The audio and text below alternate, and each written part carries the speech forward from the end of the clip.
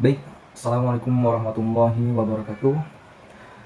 Perkenalkan, nama saya Muhammad Syawal Hidayatullah. Saya dari kelas Humas 4. Pada hari ini saya akan menjelaskan tentang mata kuliah Humas Pemasaran, yaitu tantangan dan peluang humas di era digital. Saya dari kelompok 2 dengan dosen pengampu Dr. Andas Nunu Ibnudin Idat MSI. Kepada beliau, semoga beliau diberikan kesehatan dan juga dimudahkan segala urusannya. Untuk materi pertama, yaitu tentang tantangan dan peluang humas di era digital. Kelompok kami beranggotakan Muhammad Syawal Hidayatullah, NPM 0441201301, Raden Hutami Ajeng Purnama 0441200437,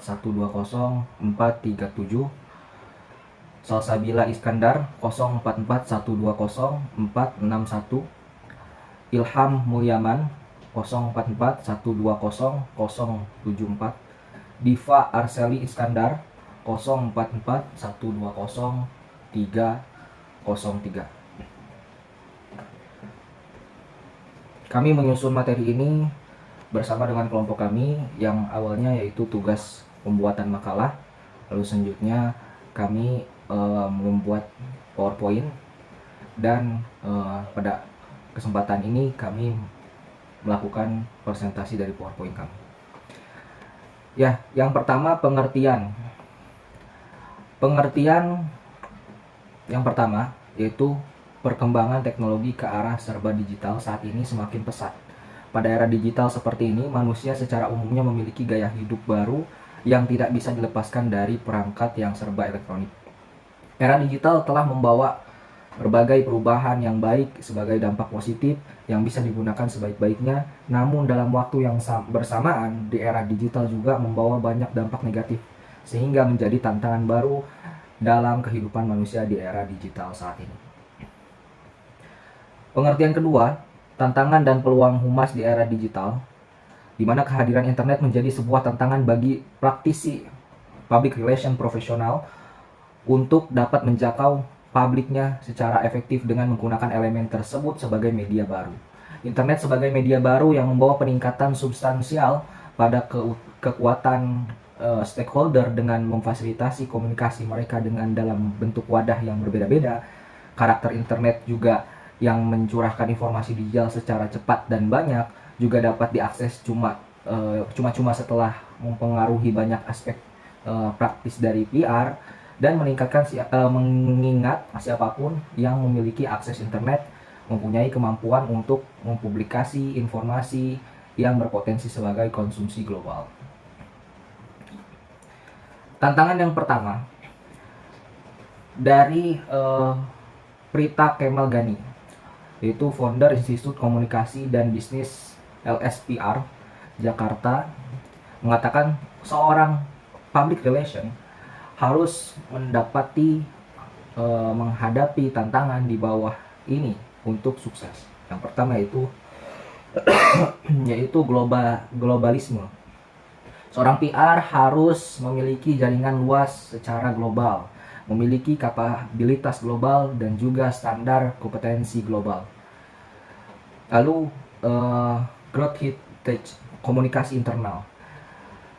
Sama pentingnya dengan komunikasi eksternal. Terkadang sebagai PR yang dipikirkan hanyalah mengenai konsumen, padahal yang seharusnya diajak berkomunikasi terlebih dahulu adalah pihak internal. Kemudian komunikasi ini dapat dilakukan secara digital. Tantangan yang kedua, pendidikan. Hal ini mengharuskan PR menjadi kreatif dan inovatif. Itulah sebabnya PR harus menyukai seni. PR juga harus memiliki banyak imajinasi. Pasalnya saat pers rilis tak hanya berbentuk tulisan, tetapi juga dalam bentuk foto. Oleh karena itu, seorang PR harus mampu memproduksi rilis dengan foto dan teknik editing yang baik. Boleh dibantu fotografer, namun PR lah yang tetap menjadi konseptornya. Kemudian rekrutmen. Ya maklum saja sekarang ini praktisi PR tak hanya berasal dari latar belakang ilmu komunikasi, melainkan dari bidang-bidang ilmu lainnya. Seperti mungkin psikologi, itu karena tadi ada tugas PR di mana di bagian rekrutmen ini. Nah, riset, tidak ada pekerjaan PR yang dilakukan tanpa riset. Sebabnya tanpa riset, seorang PR tidak dapat merespon isu yang tengah berkembang secara tepat. Lalu selanjutnya tantangan yang ketiga yaitu etika dan profesionalisme. Untuk hal ini seorang PR harus menjunjung tinggi etika dan profesionalisme. Salah satunya adalah memperhatikan penampilan, tepat waktu, akurat, dan akuntabel. Dan berpelik laku baik pastinya. Reputasi PR saat ini CEO mulai sadar akan pentingnya kehadiran PR. Sebagai seorang PR harus memikirkan cara agar CEO menjadi populer. Pasalnya, peran CEO cukup besar dalam membangun reputasi. Selanjutnya yaitu media humas di era digital. PR di era digital biasanya menjadi senjata untuk menjaga citra dan membangun audiens online.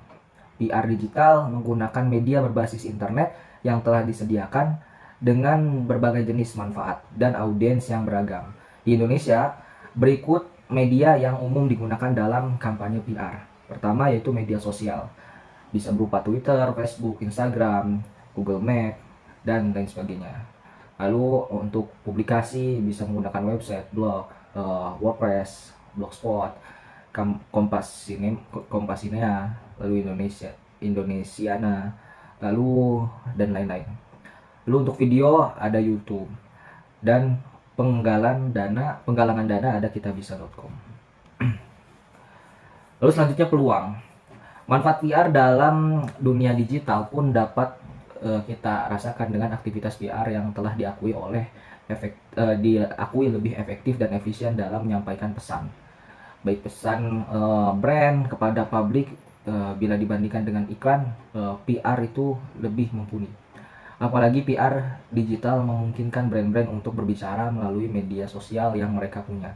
Selain manfaat ekonomis, PR digital juga bermanfaat untuk mendeteksi potensi isu yang berkaitan dengan brand di internal, merespon isu lebih dini sehingga dapat mencegah kritis, menyebarluaskan konten secara publik sehingga kesadaran publik meningkat. Dengan PR digital, hubungan komunikasi antara brand dan organisasi dapat jadi hubungan PR digital, baik hubungan komunikasi antar brand dan publiknya tentu terjaga dan saling menguntungkan. Baik, ini daftar pustaka. Ya, terima kasih. Mungkin jika ada pertanyaan bisa ditanyakan di kolom komentar. Assalamualaikum warahmatullahi wabarakatuh.